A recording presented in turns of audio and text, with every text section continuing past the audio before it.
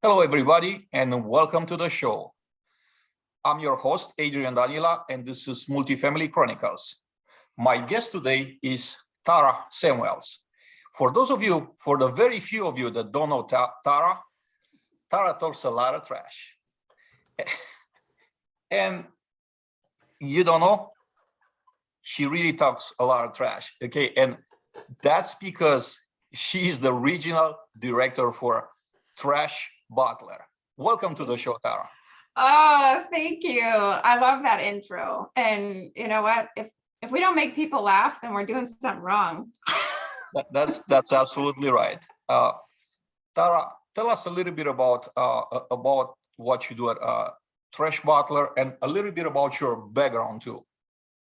So I have been in this industry for over 20 years, and I just got my gray covered. So that's why you can't tell how old I am or how long I've been in the industry, because I got to cover it up. But I used to be on the property management side. I've done it all. Part-time leasing agent, worked my way up through property management. And the last straw for me was when I was delivering 5-day notices and I could no longer hide from my residents, and they're knocking on my door. And at the time I was a single mom, and they're yelling at me about something. And I was like, oh my God, I can't do this anymore. So kudos to all the managers out there. I don't know how you do it, but I've always lived on site. It's not for everybody, but all of that experience gave me the tools I needed to switch over to the supplier side. So I've been on the supplier side for about half that time, so a little over 10 years. And I'm talking some trash now. I never thought that I would talk trash, but yeah, I work for Trash Butler. I also work with my husband. So he and I are both trash talkers, like full time. And we both work here. And really what we're doing is solving some pain points for property management teams. I mean, you would know this specifically, but maintenance specifically is seeing residents who can no longer control how much trash they're throwing out. They're home more, so the volume is increasing. So our doorstep trash service will help kind of alleviate the pain point on the maintenance team, bring up the curb appeal, and we're helping a lot with contamination fees. So that's what I focus on all day long. So it's not that bad. It's not that trashy, but it's a real pain point, and it's an expensive pain point. Definitely is. And thank you for sharing this with me, with the audience. Now I want to talk a little bit about things that you're passionate about outside work. And I'm going to start first by asking you about your phenomenal project, which is A.M.P. Network, Apartment Management Professionals Network. Yes. Tell us a little bit about this project. So how it started, how it evolved, and, where are you heading with the project? So I am a Chicago girl, and this all started back in 2013. When I was on the supplier side, I needed to make 60 sales calls a week. And that means I needed to hit 60 properties a week. And Chicago is so spread out. And I was like pulling my hair out. How am I going to reach all of these people? And so I came up with an idea to bring people to me instead of me going to them. So it was a little bit selfish at first, but I said, well, everybody loves food and a drawing, right? Free anything, you'll get me there. And I just decided I was like, what do managers, they never get to get out of their office. They always want to go see what's the new apartment community in their area. So I decided, you know what, I'm going to create a networking group. I love networking. You and I are people. That doesn't even make sense, but we love to network, right? So I just said, there's no group that exists like this, so I'm going to go create one. So it was really just every month bringing people to me, so they got to meet me, and then at the time figure out what I was doing and see if I could help them. But I wanted to introduce other managers to other managers, because isn't that really what it's about, is connecting, having that, like, your competitor is there with you at a breakfast event, and you guys can talk about the comps, you can talk about concessions, your market survey. And that was one of the challenges when I was a property manager. I never could get my market surveys back because people didn't want to give them to me because they didn't know me. So I broke all those barriers down and I just said, that's it. I'm creating my own group. And I just thought Apartment Management Professionals was a good all-encompassing name. So I guess next year would be my 10-year anniversary. And it has evolved. So with COVID, as you can imagine, I couldn't do these in-person events. I had to pivot. And so I did a lot of virtual stuff. You and I did a lot of virtual stuff together to kind of bring the networking together. And all I want to do, Adrian, is connect people. That's it. That's like my mission. But I think people are so overwhelmed on how to create their network that they don't know what to do. So I'm really just trying to provide a safe space, a meaningful outlet, knowledge, some industry, like fun, and just bring people together. And then that sparked my newsletter. Did you want me to talk about that? I would love for you to talk about that. You just kind of anticipated my next question. So Yeah. For those of you in the audience that you're not connected or you're not really following Tara closely, about 2 months ago, I wanted to say about 8 weeks ago, she started another phenomenal project. And that's a newsletter that she does on LinkedIn. And I would really love for you to share some thoughts about the newsletter, because I've read most of the newsletters that you have created so far, and that's just phenomenal content. So what made you start the newsletter, and what are you trying to accomplish? Because there's a lot of work put into it. I had to say there's a lot of effort. If you read Tara's newsletters, you could tell that they're not just made in a hurry with some copy and paste material. Like there's a lot of work behind what she does, and I commend you for that. Thank you. Well, so you are always my inspiration, because I don't even know how you do it. Yes, it takes a lot of work, but you do all this kind of fun content, a podcast, and you travel. So kudos to you. Yeah. What I'm really, my mission is, I feel like there's kind of two things that prompted me to start this. Number one, I've been thinking about doing this for a couple of years, and I finally decided to get off my ass and do it. And you know what the problem was? I was in my own way, because I was like, whoa, I don't know what format to do. And what if people like this? What if people don't like this? And I finally just said, you know what? That's it. You can learn as you do it. You can finesse it as you do it, just do it. So I just finally just said, you know what? If it sucks, then I guess people won't read it. But what I wanted to do was create a place where people had a voice. So in the spirit of A.M.P, I wanted to continue my branding. So it's called Amplified Voices. And it's really about giving a voice, not only to me, but and adding that human side to me. I interject some personal stuff about me that people won't know. It's not about my resume. It's not about Trash Butler. It's just about me. And so I put a little bit of my personality in there. But my main goal is to find somebody once a week to recognize in our industry who is really doing something. So you contributed one time, and I appreciate that so much. I'm always looking for somebody who is inspirational, who maybe has a really great story. And so it's called A.M.P Champ of the Week. And I start out every newsletter with that, because first and foremost, we have champions all around us who you shouldn't have to wait till an award ceremony once a year for this recognition, right? Maybe someone just really went above and beyond. And what I like about how I formatted this is that if you don't have to work with the person to nominate them. So if you see somebody in another industry, or not another industry, another management company, and you've never worked with them, but you took notice, nominate them. So it's really about just some fun things. I talk about Ted Lasso. Ted Lasso is one of my favorite shows, and it's a happy show, and it's about just simple lessons. So I think the whole premise of the newsletter is simplicity and human connection and recognition. That's it. I love it. And this brings me to my next question: human connections, how they're perceived nowadays, and then how much does human connection, or the lack of human connection, has to do with what we're experiencing now in all industries, all over the labor marketplace. So that's known as the Great Resignation. What do you think that started this phenomenon that we're dealing with right now? In my personal opinion, we're seeing just the beginning of it. I think it's going to be here to stay. It's going to be here for a long time. And then how do we adapt as employers? You're a director with your company. I'm sure that you have no different challenges than everybody else in the industry has when it comes to finding personnel.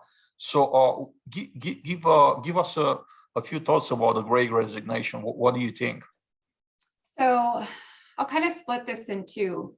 I'll say that with Trash Butler or with any position, I've been in sales for a long time, and what I hate is the word sales. It doesn't fit my personality, because what I'm trying to do is build relationships and then add value. So if somebody knows me and connects with me and then finds the need for doorstep trash service, great. They've already built a familiarity. And so I started thinking like, well, how can I add my personality into a job where I'm sending out proposals and doing these presentations? I do a ton of video emails, and I have birthday emails, anniversary emails. I have, if I see, I'm on LinkedIn just as much as you, well, not as much as you. No, I don't think anyone's on as much as you are. But if I see that someone just won an award, I send them a personalized video email. And I think that's like, this isn't going to be a fancy answer, because I'm really all about the basics. And I think that's where we have all slipped, is forgetting about the core things that really make people feel appreciated. And like for me, appreciation in the workplace is huge. And I read a statistic, I don't remember where it was, but it was most people are leaving their job because they don't feel appreciated or recognized. So from a sales perspective, I'm always just trying to inject that personality. But when it comes to this Great Resignation, honestly, I think we have to stop focusing on how to get the new people, and let's go back to the people we already have working for us. And it's like a checklist. Do I have a formal checklist? No, but if you can't answer these questions about your own team, then you should start there. So you look at your team, or look at your coworkers if you don't supervise anybody. Do you know their birthdays? Do you know their anniversaries? Do you know if they have kids? Do they have pets? Do you know anything? Like, did they just, a friend of mine just lost their dog this morning. You better believe they got a personalized message from me, because that's just something that needs to be recognized. Were they recently sick? Are they about to go travel? Are they overworked? Can you send them a gift card? Like, there's so many things that management companies could do for their teams that are so small that I think no one's really doing well. They might get on occasion, oh, well, I sent them a birthday card. Well, what else? Like, do you know the people you're working with? I think where we're missing the boat is personal development. Are you allowing your teams to have X amount of money to choose some books that they want, take a course online, take something like you've gone to UGA, like just all of those different principles, really just honing in on the basics that make a person who they are. And then why don't you buy the, what's that book called? The 5 Languages of Appreciation in the Workplace, something like that. Do you even know how your team or the people you work with want to be recognized? So I think all of that, if you can get back to basics on that, people won't be leaving. You know what I mean? I would actually like to start a new thing called the Great Recognition. Let's do that. Adrian, you and I should do something called the Great Recognition, and that should be the movement. You could call me on, and you know that. Yes, I know. I'm gonna find a way for us to do it, because you're absolutely right. Recognition and also genuine human interaction. Mm-hmm. I can't tell you how many stories I have with just being genuine, going to someone and say thank you for a little gesture, for something, for getting your espresso quick, for serving you with a smile. Because in my travels, I run into a lot of extraordinary people, and they're people that they're the invisible people we don't really see. We order the Uber, we hop on the back of the Uber, we're on our phone the whole entire road, and we just get out of Uber. I drove with a driver like a month ago. They had 13,000 rides, and his ratings were 4.99 out of 5. That's awesome. And I took the time to thank him, took a picture of him, and I wrote I something. saw that post. I love that post. It creates so much positive emotion recognizing someone. First of all, it means the world to them. I could tell you this much, and it didn't take a lot of my time. Second of all, it makes them more visible. It makes maybe people realize, wow, we run into people like this gentleman every day. How many times within the past, last month, did I stop to say thank you? Did I stop to ask them a question about themselves, like trying to get to know who they are as individual, not just, a faceless Uber driver that takes me from point A to point B. So I'm definitely in. Count me in for this project, and yes. We're gonna trademark it. you got it. The next thing that I want to say, I wanted to ask you, Tara. We did a number of roundtables. They were focused specifically on maintenance labor shortages, and we had very esteemed guests, very high-profile guests on all those roundtables. They were about an hour each. Great conversations, great topics, hot topics. Everybody talks about the shortages in maintenance, especially in property management and multifamily. What would be a few takeaways from those roundtables that we did together? What are the main things that were left with you after the fact? Well, if I'm being honest, we have a long way to go. So I think that the hard part was done where you and I cracked a surface of a hard conversation and almost like a taboo topic, like, ooh, we don't want to talk about this because God forbid that we reveal that we're not doing something that we should be doing. But I think if you and I had the time to run these things on a regular basis, I think we could change our industry, because collaboration, when people come together from different backgrounds, so many amazing things happen. And that's what I saw from these conversations. But I think a lot of people are like, oh, well, I'm only one person. How can I really change things? Really, again, it's back to, like, if you watched each one of our roundtables again, many of the people that we talked to, including ourselves, talked about these basic principles. And like, you and I are recruiting all day long. I'm not a recruiter. I don't hire for people. But you know what? If I spot somebody, and this just happened this weekend to me, if I spot someone who deserves to have a chance in our industry, why wouldn't I mention that to them but compliment them in the process? So I think my biggest takeaways were, let's collaborate more often, and let's make it unscripted. You and I put in a lot of work to come up with the content. But honestly, I think that if we and I was going to try to do this initiative, but there's so much going on. But like, think about this. What if like every Thursday at noon, we all jumped online and just had an open forum about, like, we come up with one topic. Maybe it's about recruiting, or maybe it's about rent concessions, or interviewing questions, and we just grabbed people and said, it's like an open house. You come, you contribute, everybody gets a say. It's a hard stop after an hour, but could you imagine how many people could get great ideas, but also meet new industry friends just by coming together? So I think, don't make it fancy, don't overcomplicate it, and always be out and recruiting. Like, it doesn't matter, and I think you'll agree with me, it doesn't matter what title you hold in this industry. I'm on the supplier side, but I'm still looking out for the property management folks who I serve every day. And I'm always looking to see who's hiring, resharing the posts, doing what I can. But I think it's just really about that. Like if I know and you know that I can be a resource, be an active resource, have a voice, and just don't be afraid to speak up. And if it's not out there, go start it. So Adrian, if someone's listening to this and they have the energy to go start this like 12 o'clock on Thursdays, like you and I, we're gonna come and we're gonna bring ideas. But I think really all the roundtables we did, it was about collaboration and just listening.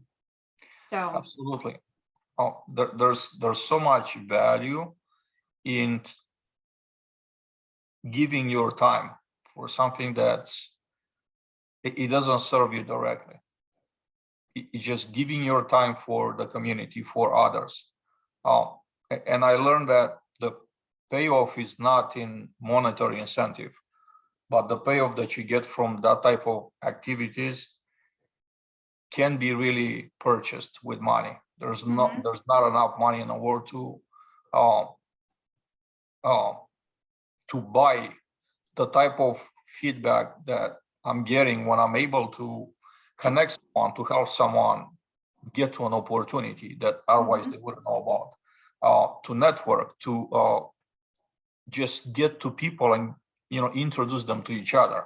This happens all the time with networkers like you and I. That's what we do on a daily basis. It comes natural. The great news is for all of us, for all of you that are watching us, the great news is that you could do that too. Absolutely. We have a passion. We have a passion, and I'll say maybe there's a calling for the two of us, Tara and I. It doesn't mean that you can't do it. Nothing can stop you. Absolutely nothing. There is nothing can stop you. And you don't have to spend hours and hours a day doing that. You could start with 10, 15 minutes. And I promise you that if you would touch one person every week, it's got a difference not only in their life, but in your life as well. It'll change your life. It'll change your life in ways that you can't even imagine. Just give 100%. 100%. And you know what? I want to expand on that, because the only thing I would say is that if people think that they're going to get immediate results from networking, that's the wrong expectation. So it's kind of like going to a trade show. Like if you're a supplier and you set up a booth and you think, well, I'm going to go do this show because I'm going to instantly get business right after the show. No, that's not how it works. So I think you have to make sure that your expectation is that you have to be in it for the long game. And you have to do the work, which is why my middle name on LinkedIn is Networking Takes Work. It's right in the name of network. It is a lot of work. But to your point, it's only a few minutes a week. And you and I have talked about like these little 5-minute increments. Like if you I think I told you, was it back in like September or October? I was like, Adrian, I'm going to post more often on LinkedIn. And by God, one day I just decided that's it. I'm going to do it. You just have to take action and don't overcomplicate it by thinking there's a format that has to be followed. I think more people love how raw we can be on LinkedIn because it's more relatable. It's real though. It's real. If you're looking at the number of people that are watching the classic TV, whether it's soap opera or entertainment programs, versus how many people are watching raw, unedited YouTube videos, all type of content, unedited, I promise you that the overwhelming majority is looking for unedited, for the real deal. And that's the reason why it doesn't matter how bad any of my episodes turns out, my videos, if it does, with all of my mistakes and everything, I would not edit a single thing. I love that. The moment we start a conversation, I hit record. The moment we end, I end it, and there's zero editing so everything that's out there, because I wanted to be authentic, and also I wanted to go back and watch it myself and say, hey, I could have said something, I could have handled this a different way. And I use this as a learning opportunity for me. And I want to challenge myself to put myself out there. Only by making mistakes and learning from them, I could get better. And also it's about the authenticity. It's Yes. who your real self is. Not try to be a different person than who you are. Just be Yep. yourself And at you know any what? cost. Do you remember me telling you? Because I've even sent you a couple of these. Like I use sales mail because it's easy. I do it right from my phone as I'm thinking about it. And that's my same rule. If I mess up, I'm not recording it again. I want the people to see that I messed up because then they're like, oh, Tara's human. She makes mistakes. We don't have to be so scripted. That's what makes it real. And that's why you have so many followers and connections, is because you put out authentic content. The same goes with you, Tara. I say that, we definitely have this in common in a big way. Yeah. So my next question for you is your favorite books, fiction and nonfiction. What are your favorite books? Share with us. They're sitting. So here's what I do. I'm such a freak. So they go with me every morning from the corner of my desk to my nightstand, corner of my desk to my nightstand. So this one's one of my favorites. It's called The Power of Moments. Chip Heath and Dan Heath. It's what caught my attention, why certain experiences have extraordinary impact.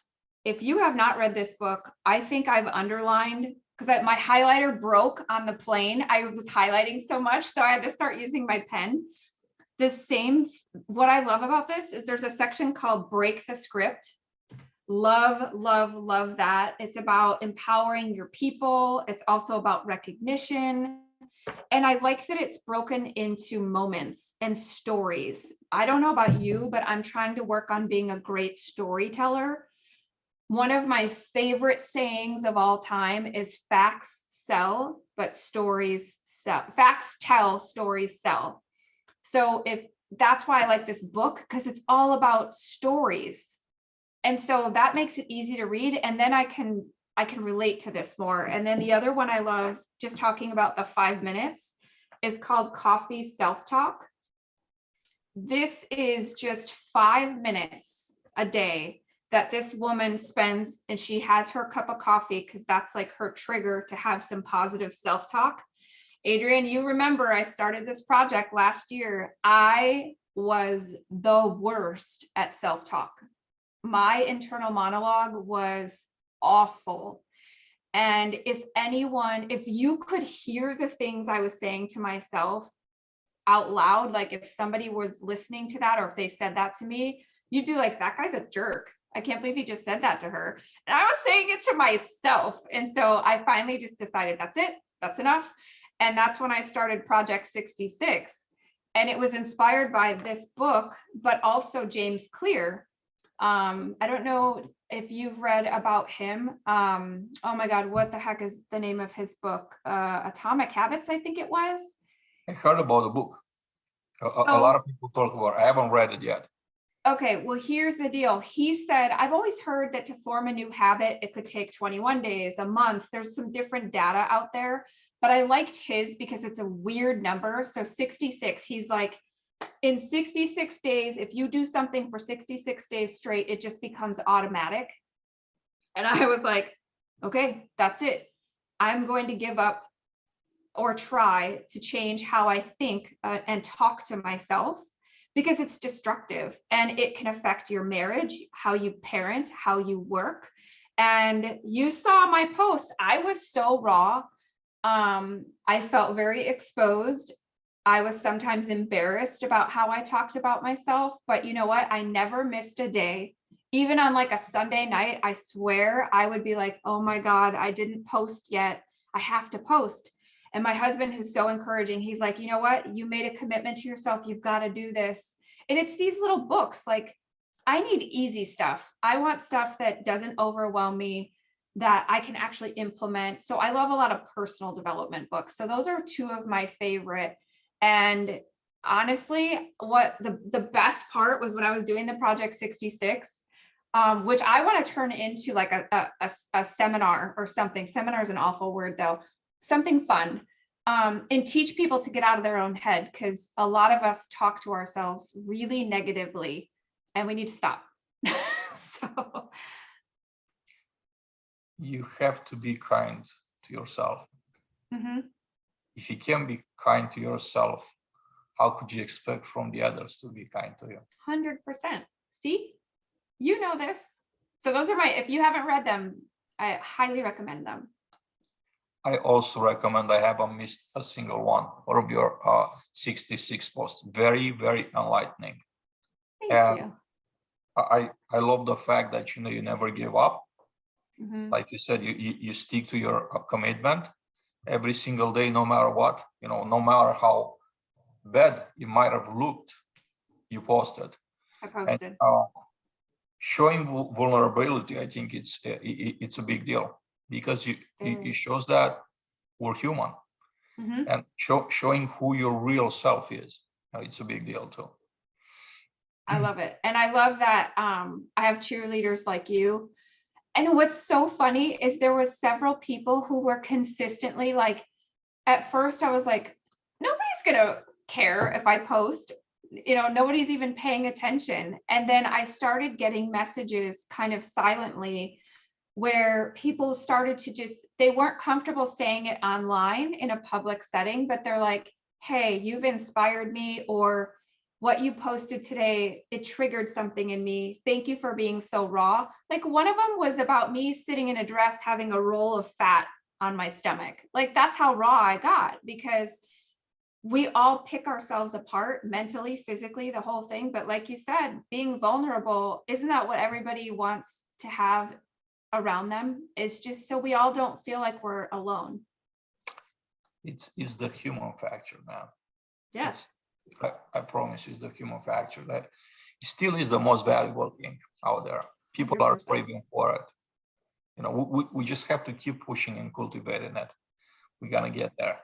And if you can get your butt to Chicago, I'm having my A.M.P networking event in person. Finally, it's been a while at one of the beautiful buildings in downtown Chicago. So I don't know where you are April 28th, but if you can get here, and if anyone is in the Chicago area and wants to come, there's more information on my website. But it would be so awesome, because that's what it's about, is that human connection and just seeing people. The virtual thing, it's okay, but there's nothing like a handshake or just a pat on the back.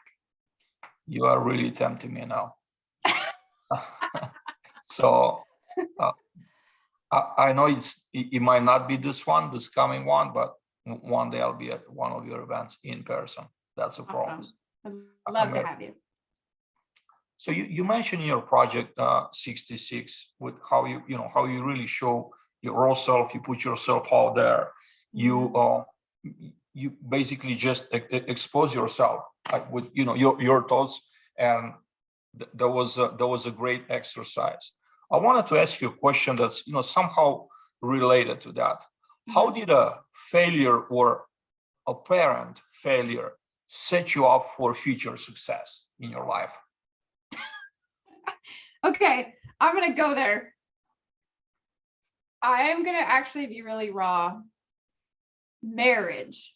Okay, I'm not making this about work. Let's talk about how I have, and I actually don't love the word failure. I really don't, because I think it's just so negative, and I feel heavy when I say that word. Call it a misstep, whatever you want to call it. But I've been married before, and I have to tell you, like, I thought I was doing it all right. I thought I was like wife of the year. And man, I'll tell you where I messed up. And I didn't realize this until I married Rob, who I'm with now.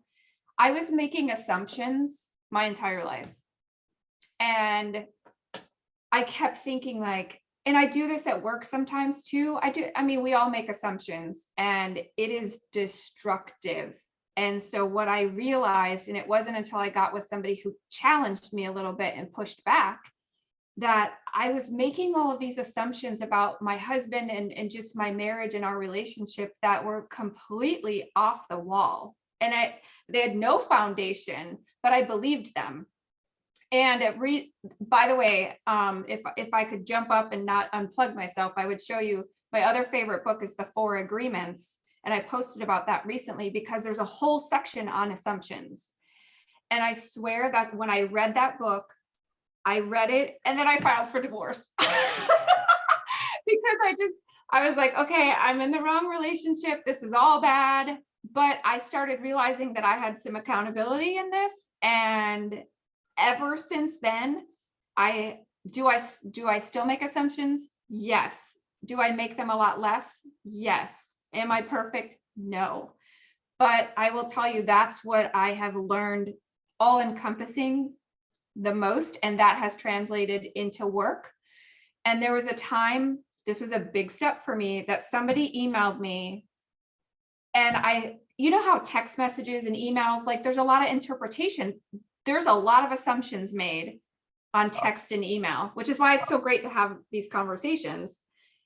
And somebody said something to me and I was like, I know that that's not probably how they meant it, but I'm taking it a certain way and I shouldn't take it that way. So I'm going to just ask them, because the key to not making assumptions is to ask questions. And so what I did was I said, hey, I took your email this way. I don't think that's how you meant it. Can you just let me know if I took that wrong? And they replied and they're like, oh my God, I didn't mean that at all. But if I didn't ask, Adrian, I would have ended up not liking her, been mad, held a grudge, and then had like this internal negativity. So honestly, that's like, I know it's a long-winded answer, but that's the thing I've learned most in my life, is to ask more questions and stop assuming.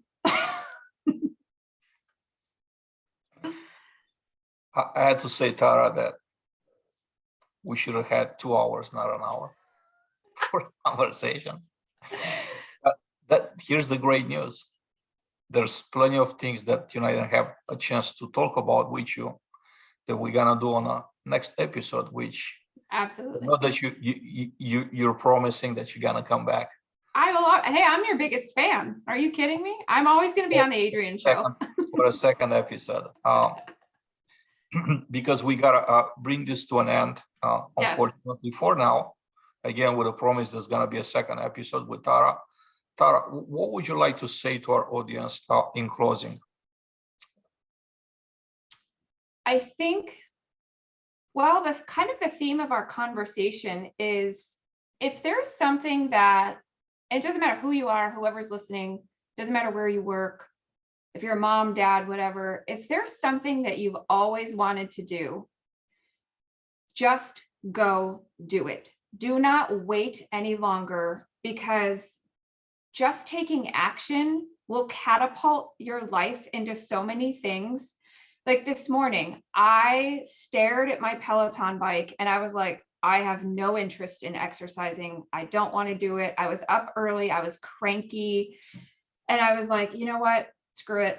I'll just get on. And I did a longer ride because I wanted to challenge myself. And I was like, when I got done, I just sat there and I was like, I can't believe I was so negative about it this morning. And I got it done and it feels good. And so the point is, even if you think you're going to mess up and you don't have a script or a template for something, who cares? Just do it. If it's an initiative that has to do with your mental health, your physical health, a work thing, a networking thing, something on LinkedIn, a podcast, I'll never forget when you first started your podcast, you had the best attitude because you're like, you know what? You're just going to learn as you go along. And that's what it's about. So I just want to encourage everybody that listens to whatever it is you're on the fence about. And I just posted about this on LinkedIn the other day. Just go do it. You're going to have 2 cheerleaders right here between Adrian and I all the time. We're going to have our hands on your back to support you. Big time. And just do it. Take action. The longer you wait, the longer you're going to wish you started sooner. So, Tara, such a great way to close this conversation. Thank you so much for coming. And I hope to have you back here soon. I loved it. I was looking forward to this. It's a great way to kind of break up the day. So thank you. Same here. Everybody, thank you so much for watching us. I'm your host, Adrian Danila, and this is Multifamily Chronicles, episode number 17. I hope to see you back here soon.